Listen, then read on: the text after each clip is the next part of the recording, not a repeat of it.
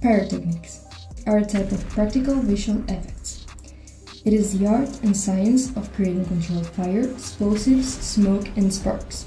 It refers to practical special effects that use combustible materials and projection systems to simulate destruction, impact, or enhance storytelling by adding intensity, realism, and emotional impact to scenes that would otherwise rely only on acting or digital effects.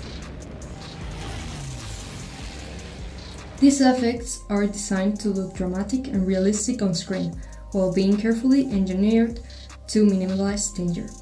However, the materials involved are normally inherently dangerous, meaning that the potential risk to life is always present. For this reason, pyrotechnics should only be handled by trained and licensed professionals. So, how are they made? There are many ways to make pyrotechnics possible. One of them is black powder, which is the core material on pyrotechnics. This black powder is a highly inflammable mixture composed primarily of charcoal and potassium nitrate. In open air, small amounts of black powder burn rapidly. While confined inside of a container, combustion cannot expand gradually. The pressure builds until the only release mechanism is an explosion. The destruction of vehicles is one of the most common applications of pyrotechnics in action cinema. Explosions are often created using multiple black powder charges detonated secretly within fractions of a second. Sometimes mortars are positioned beneath the vehicle to propel doors, trunks, or hoods of the car into the air. Or to flip vehicles during chase sequences, explosive cannons are installed beneath the chassis of the car. As we can see, for example, in the 1998 movie Rush Hour,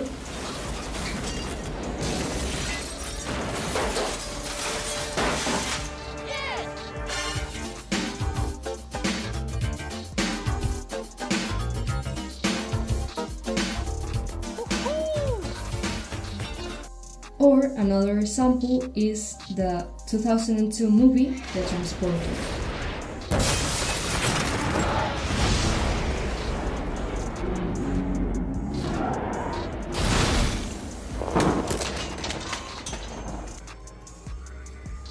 Bullet hits are another common example for the use of pyrotechnics in film.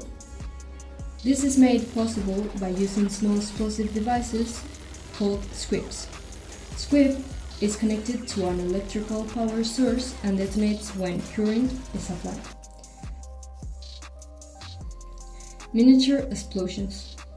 As the name suggests, large explosions are often created in small. Blowing up real buildings would be expensive and dangerous. Therefore, miniature models are carefully created and pre-weakened to control fragmentation. And the most convenient material would be plaster, as it works best because it breaks convincingly. For example, in the movie Star Wars: A New Hope, for the TIE fighter explosions, green explosions were created using gasoline and powder zinc.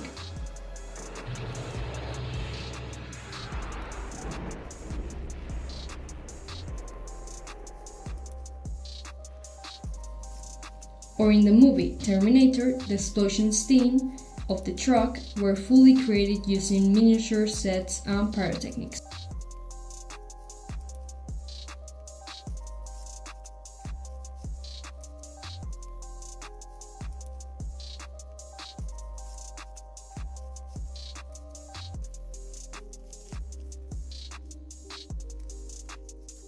Pyrotechnics' origins go back to the 9th century China, where early experiments with gunpowder led to the creation of the first fireworks, mainly used for celebrations and religious ceremonies. Over time, this knowledge spread westward through the trade routes, eventually reaching Europe during the Middle Ages. By the 13th and 14th centuries, fireworks were being manufactured in countries like Italy, where they became popular in royal celebrations and public festivals. Centuries later, with the birth of cinema in the late 19th and early 20th centuries, filmmakers such as Georges Méliès, also known as the father of special effects, adopted these same techniques to create a spectacle on screen, using practical explosions, sparkles, and smoke effects to bring stories to life. George Méliès's work in science fiction was the beginning of the path toward films as we know them today and the starting signal for the special effects industry.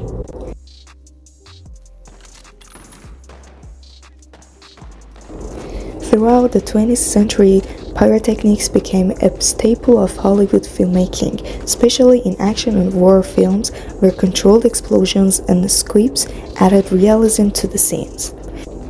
For instance, the 2016 James Bond film Spectre holds the Guinness World Record for the largest film explosion, showing that even today, practical pyrotechnics can achieve astonishing scale. As digital technology advanced, filmmakers began turning to computer-generated imagery, or CGI, to create explosions and fire effects that would once have required large amounts of pyrotechnics. Instead of using real explosives, CGI pyrotechnics are created using physics-based simulations software. Artists build digital models of fire, smoke, debris, and shock waves, then simulate how they move using algorithms that replicate the real-world physics such as gravity, pressure, and turbulence. Then, various layers of animation, lighting, and particle effects are combined to produce a realistic explosion that can be fully controlled and adjusted in post-production. There are several reasons why many filmmakers choose CGI. Digital explosions are safer, since no real explosives are involved, and they are also more flexible, allowing directors to change the size, timing, or placement of an explosion even after filming. CGI can also create destruction that would be practically impossible, too dangerous, or too expensive to do in real life. Because of this, many modern films rely heavily on digital effects. Large-scale destruction scenes in films, for example, were largely created using CGI explosions and debris simulations. However, many filmmakers still believe that practical effects add a level of realism that is difficult to replicate digitally. As a result, some productions combine real pyrotechnics with CGI enhancements, enriching the movie scenes. One of the best examples of this blend of practical CGI pyrotechnics can be seen in the movie The Dark Knight, as explained by the film's production team. We're on point, ready to give them some of their own medicine. The interesting thing with the helicopter is we had a fantastic pilot, Craig Hoskins. He flies that helicopter for real down LaSalle. That's what I'm talking about. Aircraft. So we got real at the beginning and then visual effects come in. We did LiDAR scans of all of the individual buildings so that we could rebuild them completely in CG. We're also then able to recreate a CG helicopter, and then the particle effects of the glass smashing and splintering into millions of fragments. And we matched all of that very carefully to a practical effect that we did on location, where Chris Corbold had got the body of an old helicopter and then had put that on a special rig that would flip it and tumble it down the street. So we had to match the dynamics and speed of our CG helicopter to the real helicopter that was being used in the cut. I loved the idea for the scope and scale, but I was always concerned that particular part of the sequence would take us fully into the visual effects world. So with the helicopter crash, if your brain has noticed that you've seen a couple of visual effects in the shots before, the punchline of it being real, I think really helps ground the film.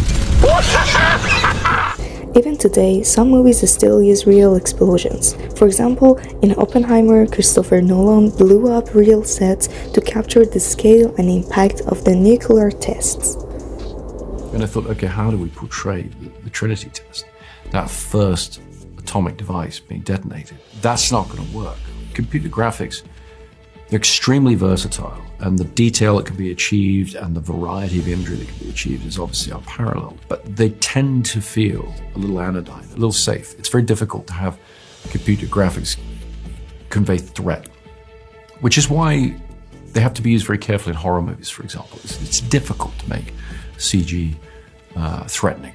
I first showed the script to Andrew Jackson, my visual effects supervisor, and said, I don't think that tool's going to work for us. So let's see if we can produce all of these effects using analog methods.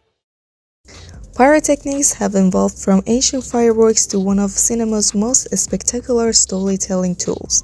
Whether created practically or enhanced with CGI, these effects create stunning visuals in movies.